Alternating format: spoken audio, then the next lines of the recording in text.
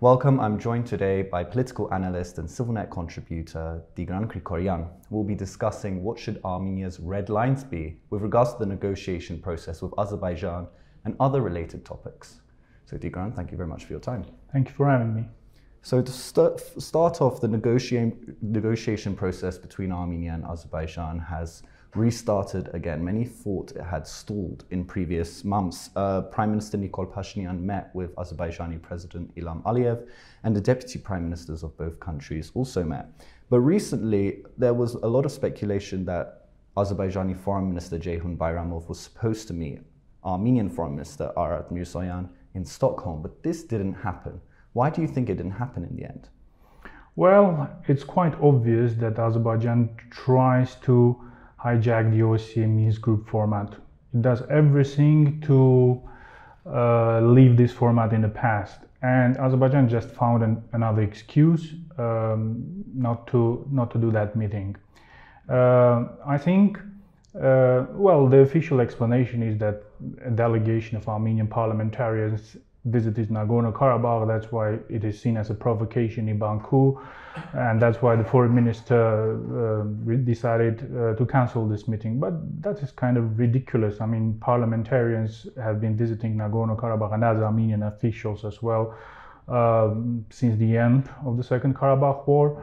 The members, high-ranking members of the Nagorno-Karabakh government meet with foreign parliamentarians on a regular basis. Just recently, a delegation from Karabakh met with the majority leader of the French Senate. So it's just an excuse which is meant to undermine the OSCE Minsk Group process.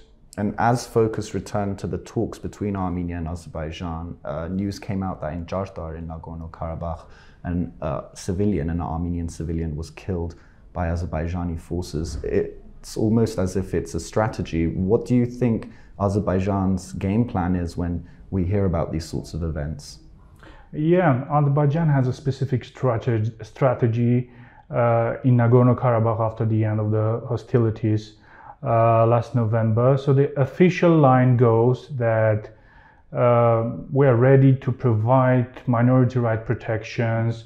We're ready to provide prosperity to the people of Nagorno-Karabakh. And in the official line, Azerbaijan is trying to move the Nagorno-Karabakh conflict from the area of ethnopolitical and territorial conflict into the majority-minority relations. But on the ground, the signals to the local population are very clear. Azerbaijan has been doing everything to intimidate the Armenian population of Nagorno-Karabakh into exile, into emigration. And all these actions that we've been witnessing since September, when like three civilians have already been killed by Azerbaijan in Nagorno-Karabakh since September, aim to intimidate the population, aim to show the Nagorno-Karabakh society that it is not safe to live in their homeland, that it is not safe to travel through the corridor which connects Nagorno-Karabakh with Armenia. So on the official level, it is declared that we're ready to provide minority rights, to provide prosperity, but on the ground, the signals are very different. And this revamp in talks came shortly after the mid-November attack by Azerbaijan into the southern Armenian Sunnik region, where multiple people were taken prisoners and there were 6 casualties on the Armenian side. Do you think there's a correlation between this? It's almost as if a major aggression takes place by Azerbaijan and then talks kind of revamp. What do you think about that? I think the Sochi agreement, or not the Sochi agreement, but the trilateral agreement of the leaders of Armenia, Azerbaijan and Russia was planned earlier. As we know from the different publications in the Armenian and Russian media, a meeting was planned on November the 9th.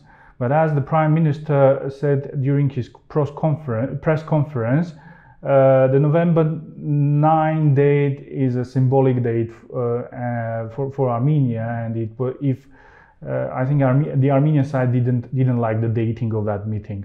So I don't think the November 16th escalation predetermined the Sochi meeting. I just think that through escalation on the Armenia-Azerbaijan border, Baku tries to force its concessions on Armenia.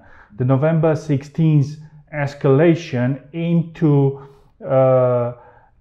force concessions in the negotiation process which is going on between the leaders of the countries. And US Secretary of State Anthony Blinken and the Russian Foreign Minister Sergey Lavrov met on the sidelines of the OSCE Ministerial Conference in Stockholm, and they both said they wanted a lasting and just settlement of the Nagorno-Karabakh conflict. What did you think when you saw that development? Yeah, I think that's a very important statement from Secretary Blinken. First of all, it's important that the United States think that Nagorno-Karabakh is an area where Russia and the United States can cooperate. It's very important, it's extremely important for us not to turn the conflict zone into a new battleground between these two great powers. As we know, the Biden administration has been trying to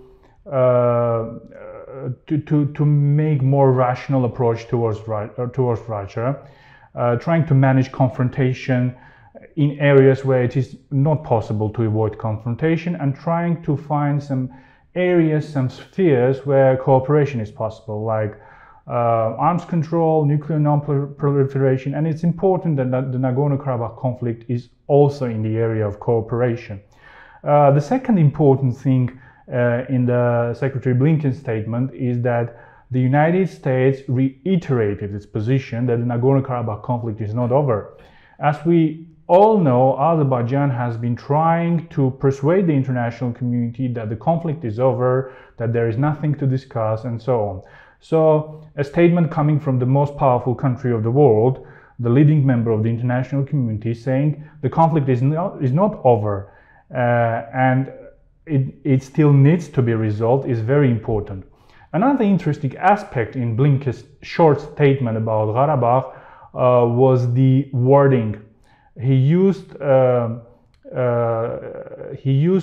just end to the Nagorno-Karabakh conflict words, which is quite interesting because we've never seen such words used by international actors previously, like just end. I think that means that the United States and the international community in general understand that the post-war status quo, the post-44-day status quo, is not just. And this situation, when several regional powers are trying to force Armenia into some sort of subjugation, is not just, and it's not acceptable for international actors. And another summit is planned between Pashinyan and Aliyev, but this time in Brussels, in Belgium. And Russia will not be participating in this meeting. It was also said that this meeting will also focus more on humanitarian aspects. A lot of analysts speculate that not much will come of the summit because Russia is not participating. I'm wondering what you think about the Brussels meeting. Well, yeah, that's obvious that the humanitarian issues will be on the agenda during this meeting, and probably the Brussels will try to facilitate some sort of confidence building measures, implementing some sort of confidence building measures. That's probably the maximum we can expect from this meeting. But there are also some risks connected with this meeting for the Armenian side. I've recently penned a column for CivilNet focusing on these issues. So after the end of the 44-day war, in November 2020, the Romanian Foreign Minister Bogdan Aurescu initiated a process which aimed to have a consolidated approach by the European Union towards the so-called protracted or frozen conflicts in the post-Soviet area. So the foreign minister of Romania was arguing that the EU should have a more active role, and EU should have a certain toolkit which will facilitate the settlement of these conflicts.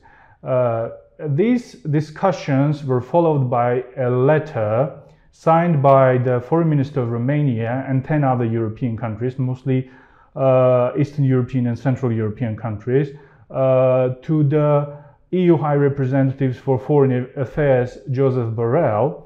And after that, the Foreign Minister of Romania wrote an article in EUobserver.com website trying to explain his proposals.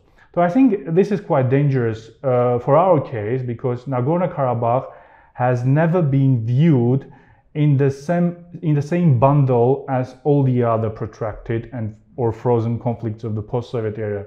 In the case of the other conflicts, protracted conflicts of the post-Soviet era, the approach of the international community has always been clear. They were supporting the territorial integrity of the mother states, if we can say so, and they had a very specific view of the Russian role. Russia has always been considered as an occupant and aggressor in that context.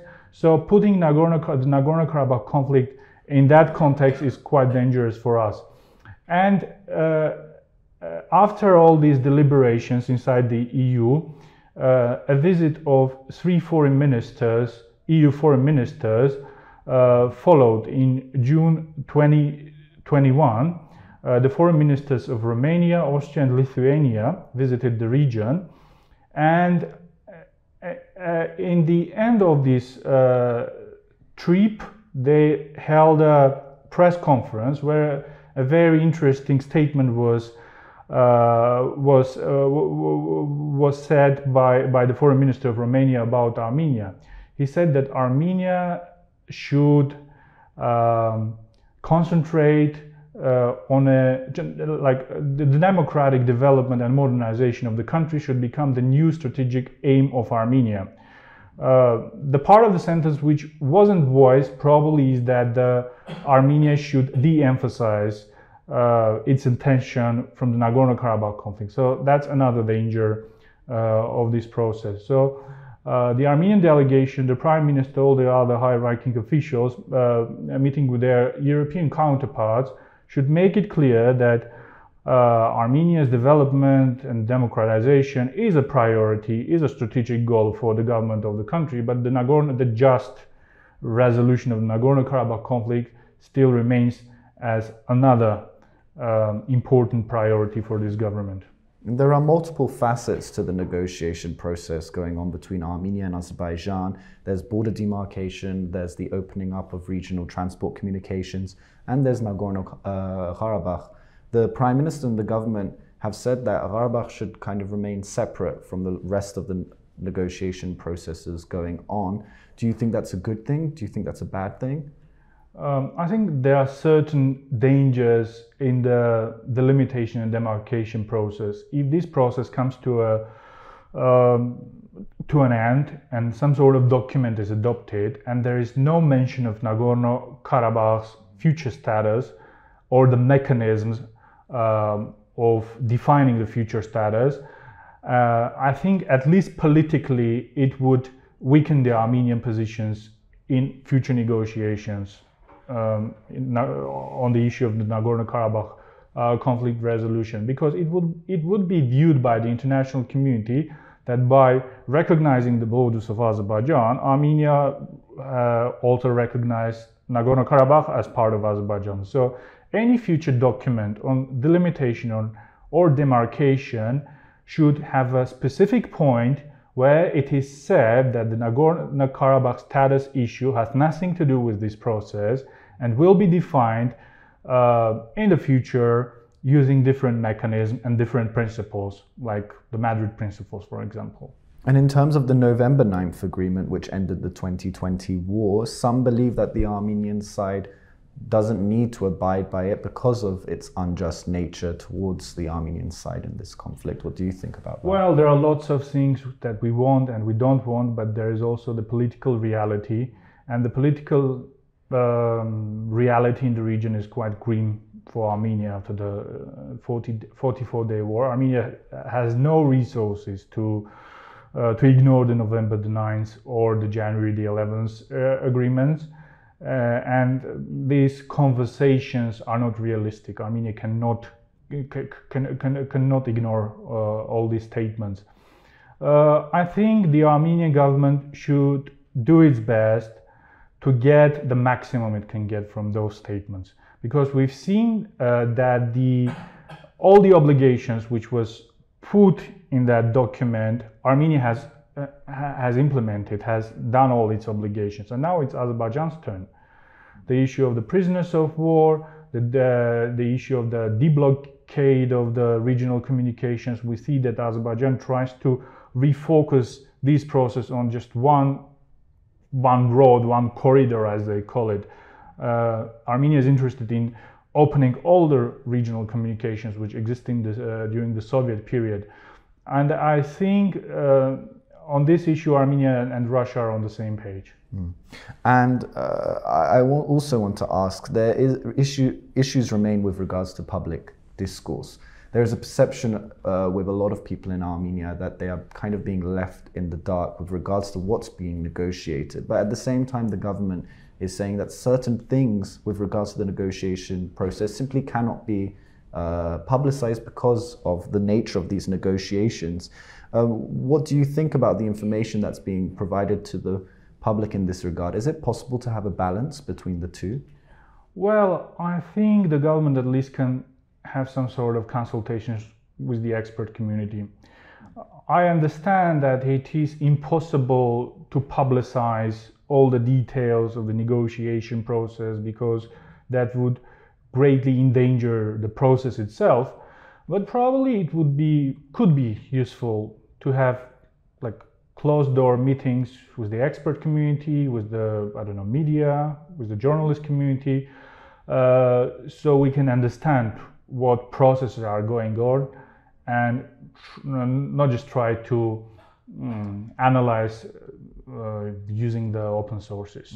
And finally, I want to ask about corridors. In the Sochi statement, I believe it wasn't really clearly defined as corridors, but Russian President Vladimir Putin did, I believe, use the term after, which caused a lot of ruckus in Armenia.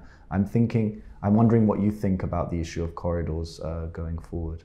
Well, there is a lot of ambiguity in the term itself. All the parties are using this term, however they like to use it. And I don't think that President Putin used it in the sense, in the same sense that the Azerbaijani authorities are using that. In the Sochi statement, as you've already mentioned, there is nothing about corridors. And as I understand, the substance of negotiations, I don't think that we will have a corridor as presented by the officials in Baku. Armenia will most likely have customs control on this road or railway in the future. Probably there will be some Russian presence, not probably, most likely there will be some Russian presence which will provide the security. But it is clear, and it has already been stated even by Russian officials, that Armenia will have sovereignty over these roads. And the negotiations are now going on about the de facto control of the road, or the level of control by Armenia, I believe. Okay, well, Mr. Grigoryan, a pleasure as always. Thank you very much. My pleasure. And thank you for joining us on CivilNet.